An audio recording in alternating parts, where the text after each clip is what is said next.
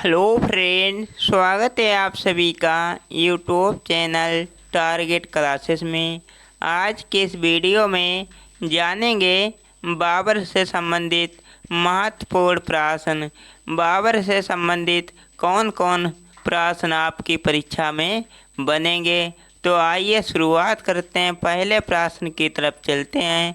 उससे पहले अगर चैनल पर नए हो चैनल को सब्सक्राइब कर लेना। तो पहला प्रश्न है, बाबर का जन्म हुआ था किस वर्ष। तो इसका राइट आंसर होगा ए वाला 1483 में हुआ था, याद रखना साथियों।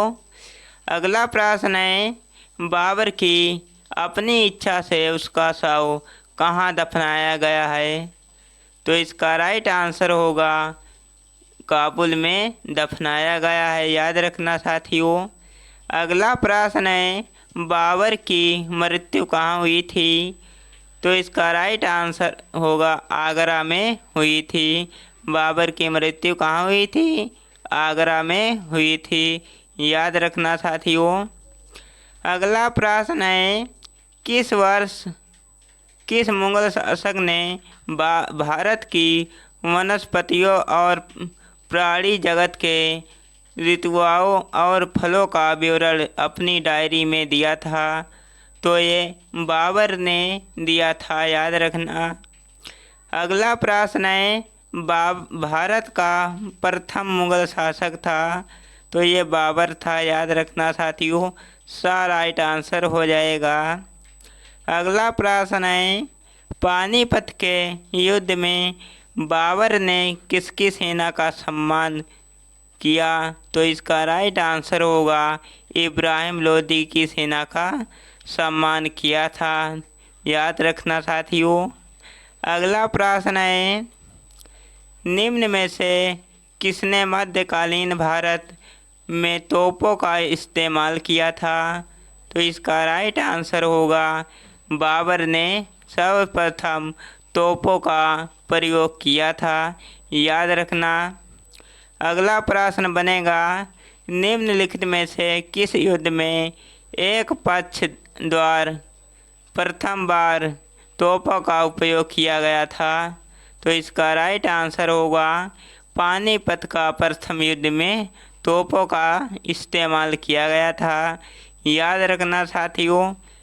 किस वर्ष बाबर ने सुल्तान इब्राहिम लोदी को पानीपत की लड़ाई में पराजित किया।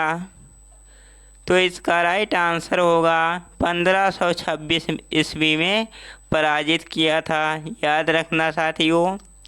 अगला प्रश्न है, पानीपत का प्रथम युद्ध हुआ था तो बाबर एवं इब्राहिम लोदी के मध्य हुआ था। ये भी प्रश्न आपकी परीक्षा में महत्वपूर्ण है। अगला प्रश्न बनेगा, निम्नलिखित में से किसने लिखा है कि बाबर की मृत्यु जहार देने से हुई। तो इसका राइट आंसर होगा गुलबदन बेगम ने लिखा था। अगला प्रश्न है, पानीपत की लड़ाई में बाबर ने किसको हराया था। तो इब्राहिम लोदी को हराया था। अगला प्रश्न है, निम्नलिखित बादशाहों में से किसे कलंदर कहा जाता है। तो इसका राइट आंसर होगा बाबर को कहा जाता है।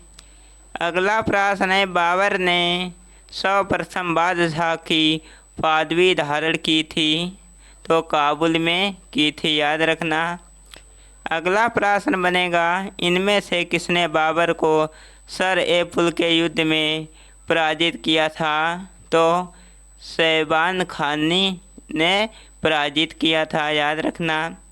अगला प्रश्न बनेगा, बाबर इस क्षेत्र का निवासी था। तो ये फरगना का निवासी था। अगला प्रश्न बनेगा, मेवाड़ के जिस राजा को 1527 में खनवा के युद्ध में बाबर ने हराया था वह था राणा सांगा, याद रखना। अगला प्रश्न बनेगा, मत्स्य वीर जो बाबर द्वारा मुस्लिम कानून के नियमों का संग्रह है उसका नाम है मुयाबीन, याद रखना। अगला प्रश्न बनेगा, राणा सांगा ने निम्नलिखित युद्धों में से किसमें बाबर के विरुद्ध लड़ाई की थी? तो इसका राइट आंसर होगा खनवा का युद्ध में लड़ाई की थी। अगला प्रश्न बनेगा, निम्नलिखित राजाओं में से किसने सैनिक संगठन में श्रेणी प्रणाली का प्रचलन किया, जिसमें छोटी टुकड़ी में 50 सैनिक होते थे? तो ये बाबर ने किया था। अगला प्रश्न है, निम्न में से कौन सा युग्म सही सुमेलित नहीं है? तो चंदेरी का युद्ध सही सुमेलित नहीं है, याद रखना साथियों। अगला प्रश्न है, बाबर को भारत पर आक्रमण करने के लिए निम्नलिखित ने प्रेरित किया? तो दौलत खां लोदी ने प्रेरित किया था। अगला प्रश्न है, बाबर के साम्राज्य में सम्मिलित थे? तो इसका राइट आंसर होगा काबुल का क्षेत्र ये भी सम्मिलित था, पंजाब का क्षेत्र ये भी सम्मिलित था, आधुनिक उत्तर प्रदेश का क्षेत्र ये भी सम्मिलित था, यानी कि इसका राइट आंसर हो जाएगा आधुनिक राजस्थान का क्षेत्र सम्मिलित नहीं था। अगला प्रश्न है, मेदिनी ख्वाजा कौन था? तो ये बाबर का बहनोई था, याद रखना साथियों। अगला प्रश्न बनेगा, पानीपत के युद्ध में बाबर की जीत का मुख्य कारण क्या था? तो उसकी सैन्य कुशलता, याद रखना। अगला प्रश्न बनेगा, बाबर की 3 पत्नियां थी, निम्नलिखित में से कौन उसकी पत्नी नहीं थी? तो गुलबदन बेगम नहीं थी, याद रखना साथियों। तो ये गुलबदन बेगम कौन थी? तो उसकी बहन थी, याद रखना साथियों। अगला प्रश्न है, गुलबदन बेगम पुत्री थी? तो यह साथियों गुलबदन बेगम उसकी पुत्री थी बाबर की। निम्नलिखित युद्धों में से किस एक में बाबर ने जिहाद की घोषणा की थी? तो इसका राइट आंसर होगा खनवा का युद्ध। अगला प्रश्न बनेगा, बाबर की आत्मकथा तुजुक ए बाबरी किस भाषा में लिखी गई थी? वह थी तुर्की भाषा में लिखी गई थी। अगला प्रश्न बनेगा, राणा सांगा संबंधित है मेवाड़ से? खनवा के युद्ध में कौन पराजित हुआ था? तो ये राणा सांगा पराजित हुआ था।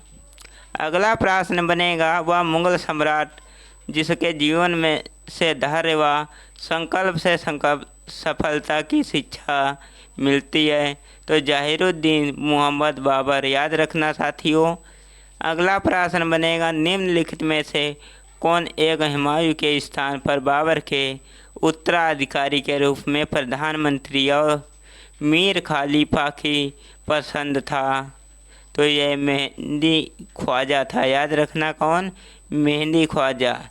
ये प्रश्न इसका आंसर आप लोग कमेंट में बताना साथियों।